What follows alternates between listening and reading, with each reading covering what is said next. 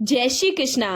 एक असामान्य महात्मा किसी जंगल में एक पेड़ के नीचे साधु के रूप में रहते थे और सदा अपने साथ 3 पत्थर रखते थे।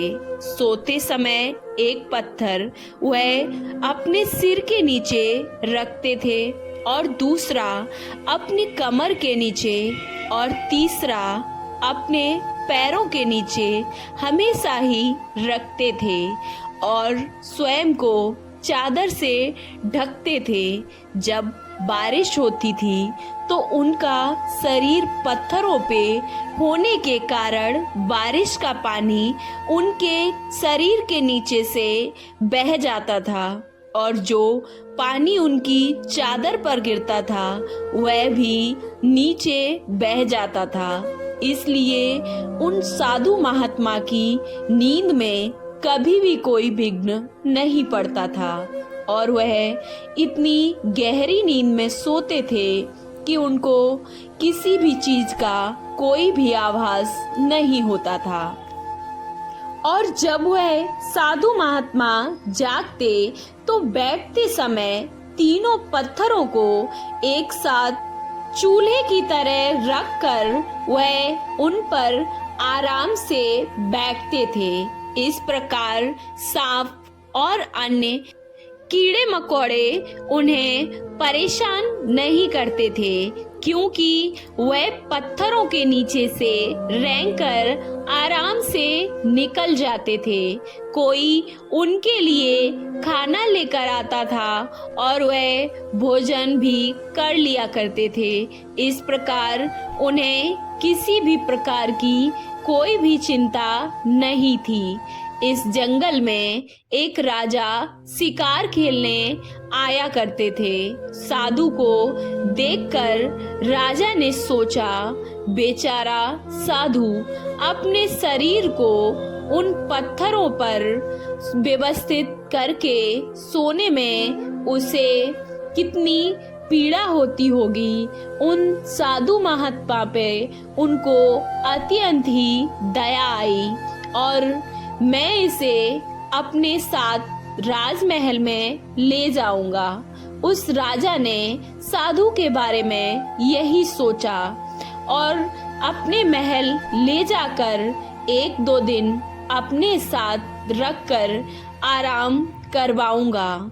ऐसा सोचकर राजा घर लौटा और उसने 2 सैनिकों के साथ एक पालकी और 2 धारकों के साथ जंगल उनको भेज दिया और उन सैनिकों को उस राजा ने निर्देश दिया था कि वह साधु को सम्मान पूर्वक आमंत्रित करके राजा के राजमहल में लेकर आए।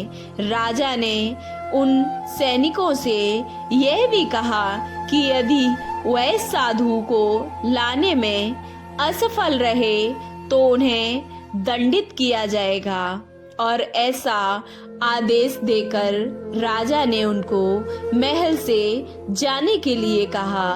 जंगल में आकर उन सैनिकों ने साधु को देखा और उन्हें बताया कि राजा ने उन्हें महल लाने का आदेश दिया है। सैनिकों ने साधु से अब आग्रह किया कि वह उनके साथ राजमहल चले।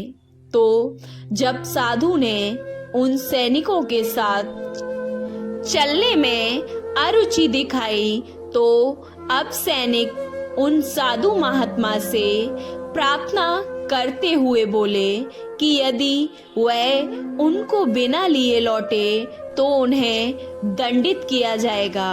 अतः सैनिकों ने अब साधु महात्मा से निवेदन किया कि उन्हें परेशानी से बचाने के लिए वह उनके साथ चलें।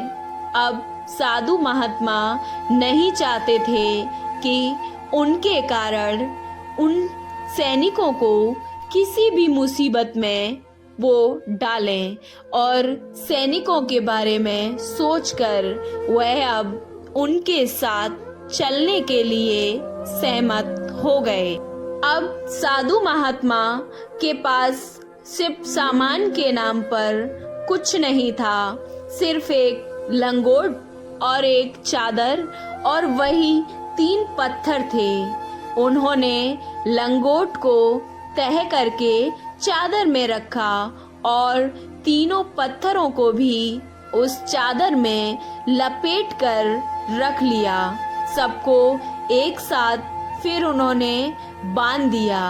अब सैनिकों ने सोचा, यह क्या, राजा के महल में जाने के लिए ये स्वामी अपने साथ ये क्या ले जा रहे हैं और ये इन सामानों का क्या करेंगे? ये तो राजा के राजमहल जा रहे हैं, वहाँ इन पत्थरों को लेकर क्यों आ रहे हैं? ये लगता है पागल है क्या? साधु अपनी गठरी के साथ पालकी में बैठे और राजमहल आ गए। साधु के सामान की गठरी देखकर अब राजा ने सोचा कि उसमें उनका कोई निजी सामान होगा। ये सोचकर राजा ने उनसे, साधु महात्मा से कुछ भी नहीं कहा। उचित सम्मान के साथ राजा साधु को अब राजमहल के भीतर ले गया और साधु को शानदार भोजन कराया। साधु के सोने के लिए रेशम के गद्दे और चारपाई की व्यवस्था की गई। अब राजा ने उन साधु महात्मा से विश्राम करने के लिए कहा।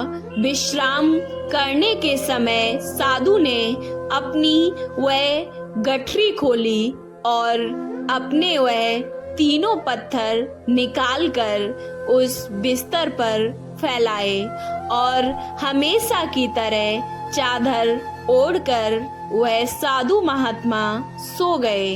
अगली सुबह राजा साधु के कक्ष में आया, झुककर सादर प्रणाम किया और उस राजा ने साधु महात्मा से पूछा, स्वामी यहाँ आप आराम से हो तो है ना? स्वामी, हाँ, यहाँ पर क्या कमी हो सकती है, मैं सदैव ही खुश रहता हूँ। साधु महात्मा ने राजा से कहा। अब राजा ने, ऐसा नहीं है स्वामी, जंगल में उन पत्थरों पे सोने के कारण आपको कष्ट हो रहा था। यहाँ ये घर और बिस्तर आपको खुशी और आराम दे रहे होंगे, इसलिए मैं ये सब पूछ रहा हूँ। राजा ने उन साधु महात्मा से कहा। अब महात्मा ने, स्वामी, जो बिस्तर वहाँ था वह यहाँ भी है, जो बिस्तर यहाँ है वह वहाँ पर नहीं है, अतः मैं हर जगह एक समान रहता हूँ, एक समान खुश रहता हूँ। मेरी नींद या खुशी को लेकर कभी कोई भी कमी नहीं रहती है। राजा बहुत हैरान था और उसे कुछ समझ भी नहीं आ रहा था। अब उसने चारपाई की तरफ देखा। उसने देखा कि रेशम के कोमल बिस्तर पर 3 पत्थर थे, जो राजा ने तुरंत साधु को फिर साष्टांग प्रणाम किया और बोला, हे महापुरुष, मैं आपकी महानता से अत्यंत ही प्रसन्न हूँ। मैं आपकी महानता को समझ नहीं पाया, मैं अनजान था और इस कारण आपको खुश करने के इरादे से मैं यहाँ राजमहल ले आया।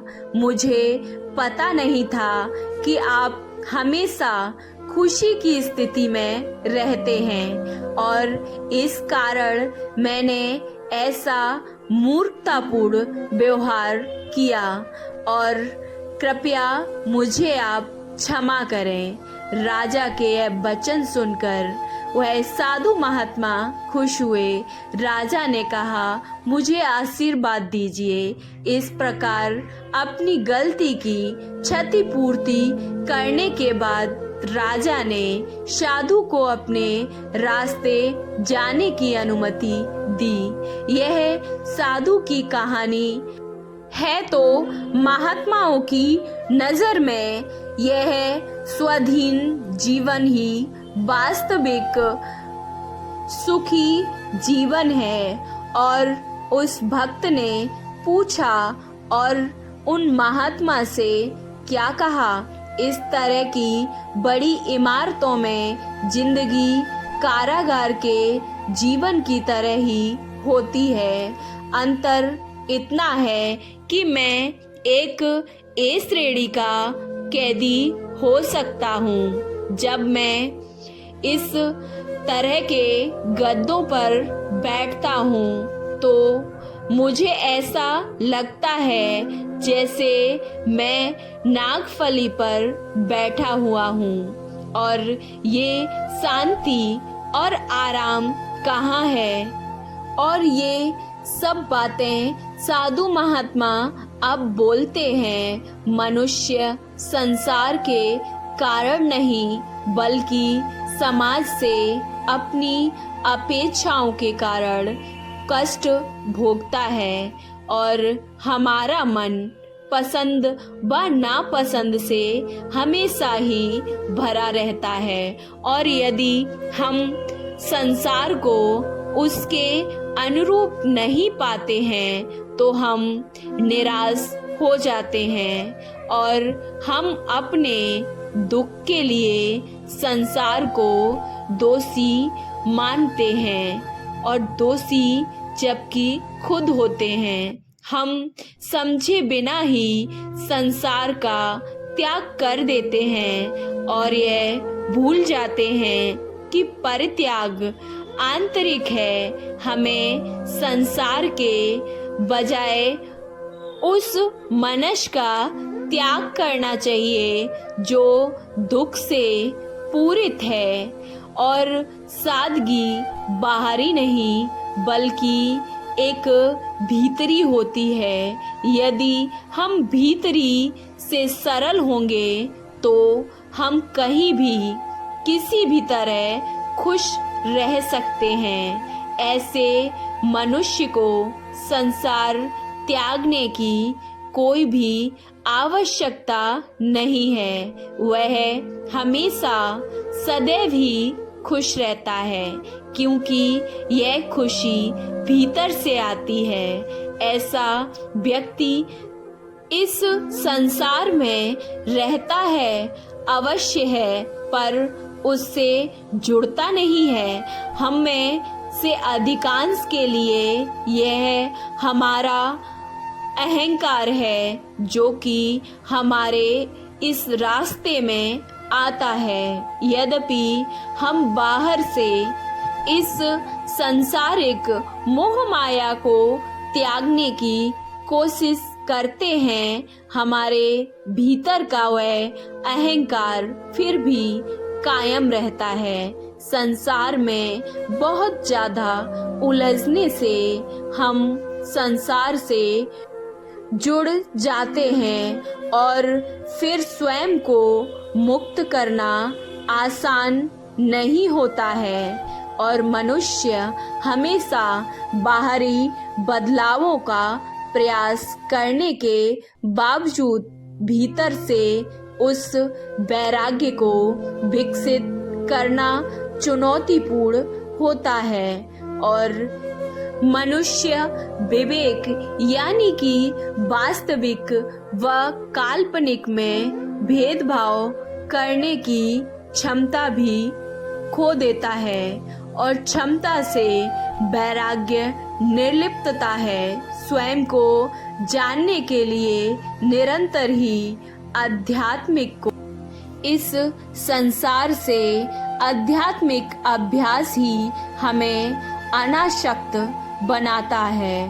अतः स्वामी हमें पुनः याद दिलाते हैं कि अपने चंचल व मूर्ख मानस को अपने भीतर न कि बाहर की ओर हमेशा ही अग्रसर करते रहो।